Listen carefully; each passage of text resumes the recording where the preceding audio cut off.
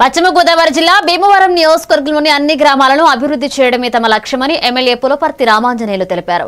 భీమవరం మండలం తుంద్రూరు బేతపూటి గ్రామాల్లో సుమారు 61 లక్షల అభివృద్ధి పనులకు ఆయన శంకుస్థాపన చేశారు.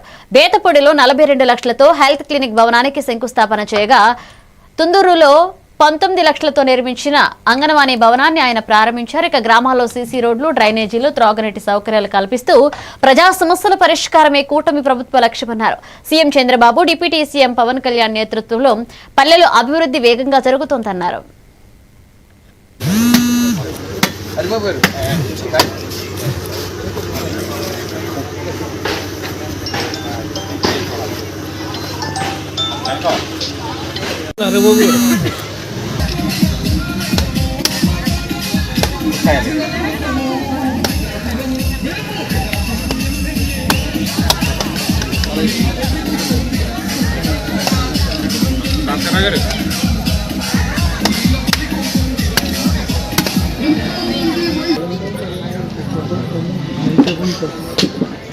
గ్రామస్తులు సహకారంతో ఈ స్థలం కొని పంచాయతీకి ఇవ్వడం జరిగింది.